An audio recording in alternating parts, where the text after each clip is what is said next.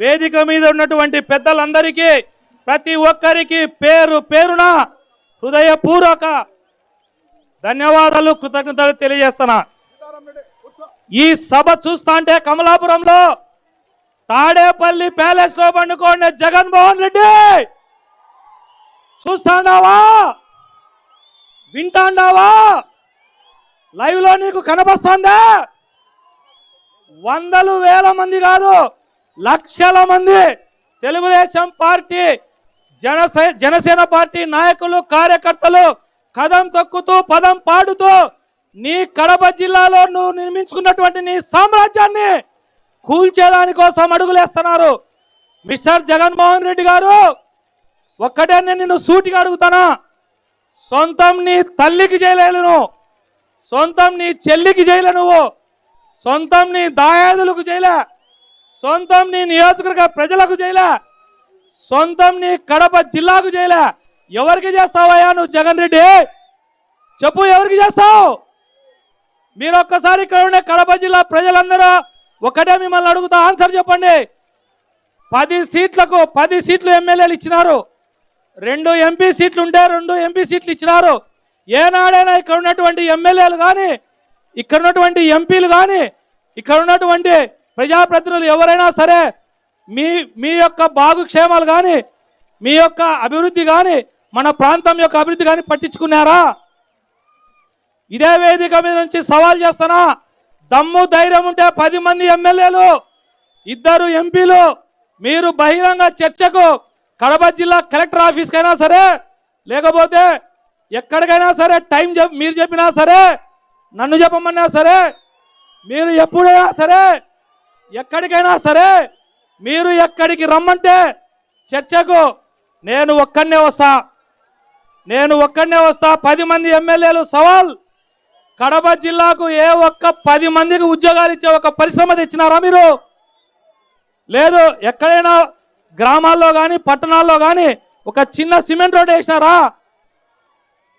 మీ ఎమ్మెల్యేలు మీరు చేసింది ఏంటంటే గుట్కా, మట్కా, క్రికెట్, గ్యామ్లింగ్, ఇసుక, మొత్తం మాఫియా। ఈ మాఫియా అంతా ఏ ఒక్కరైనా అభివృద్ధి గురించి పట్టించుకున్నారా? ఒక్కటే మీరు ఆలోచన చేయాల్సిన విషయం,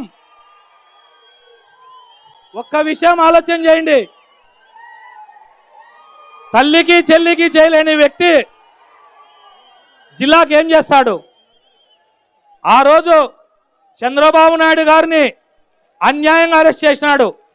ఆ రోజు చంద్రబాబు నాయుడు గారు అరెస్ట్ అయ్యేటప్పుడు పక్కనుండే వ్యక్తిని నేను దగ్గరగా చూసిన ఆయన అరెస్టుని జగన్మోహన్ రెడ్డి భయపడి అరెస్ట్ చేయించినాడు। ఇంకొకటి ఇక్కడికి వచ్చిన తెలుగుదేశం పార్టీ కార్యకర్తలు అందరూ ఆలోచన చేయండి।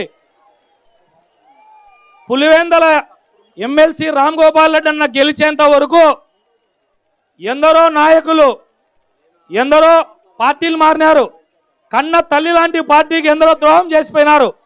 ఎప్పుడైతే ఎమ్మెల్సీ రామ్ గోపాల్ రెడ్డి అన్న పులివెందల నుంచి గెలిచినాడో ఈరోజు తెలుగుదేశం పార్టీలోకి వలసలు వస్తున్నారంటే ఇది ఖచ్చితంగా మన తెలుగుదేశం పార్టీ నాయకుల విజయం। ఇది నేను ఎందుకు చెప్తాను అంటే 4 సంవత్సరాలు చాలా మంది భయపడి కేసులకు, లేకపోతే వాళ్ళు పెట్టే టార్చర్లు తట్టుకోలేక స్తబ్దతగా ఉన్నారు।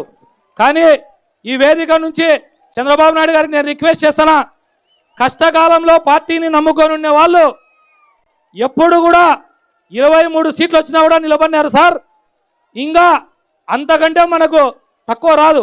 అలాంటి సమయంలో నిలబడిన నాయకులను, కార్యకర్తల్ని గుర్తించాలని చెప్పేసి తెలియజేస్తూ, మా ప్రొద్దుటూరు నియోజకవర్గంలో ఒక ఎమ్మెల్యే ఉన్నాడు, మైండ్ అతనికి తలకాయలు ఉండదు, మోకాల్లో ఉంటుంది। ఎక్సైజ్ పోలీస్ స్టేషన్కి పోతాడు, 30 మద్యం బాటిళ్ళు దొరికితే కేసు ఎట్లా పెడతారు అని చెప్పి వాళ్ళని ఇడిపించుకొని వస్తాడు। చట్టం పెట్టింది జగన్మోహన్ రెడ్డి, ఇతనేమంటాడు తెలుసా? మీరన్నా మారండి అధికారులతో, మీరన్నా మారండి, లేకపోతే ప్రభుత్వాన్ని మార్చండి అంట। కడప జిల్లాలో సొంత జిల్లాలో ఉన్నటువంటి ఎమ్మెల్యే ప్రభుత్వాన్ని మార్చండి అని చెప్తా అంటే సిగ్గు శరం ఉండాలా జగన్మోహన్ రెడ్డి గారు? ఇంకొకటి, ఇక్కడ ఇంతమంది పోలీస్ సోదరులు ఉన్నారు, నేను అడుగుతానా, మా పైన ఇన్ని అక్రమ కేసులు పెట్టినారు, మా పైన ఇన్ని చేసినారు, మీకోసం మీకు టీఏలు డిఏలు మీకు అరియర్స్ సరెండర్ లీవ్లు ఇవ్వాలంటే కూడా నేను తొందరలో పోరాటం చేయబోతున్నా. మీ అందరికి కూడా మీకు ఇవ్వాలని చెప్పేసి పోరాటం చేసేది కూడా మేమే. ఈ అవకాశాన్ని ఇచ్చిన పెద్దలకు అందరికీ, వేదిక మీద ఉన్నటువంటి పెద్దలకు అందరికీ పేరు పేరున శిరస్సు వంచి మీ అందరికీ ధన్యవాదాలు తెలియజేస్తున్నా. జై తెలుగుదేశం, జై జై తెలుగుదేశం, జై నారా లోకేష్ గారు, జై చంద్రబాబు గారు. తర్వాత జమ్మలమడుగు ఇన్ఛార్జ్ భూపేశ్ రెడ్డి గారిని మాట్లాడవలసిందిగా కోరుతున్నాను.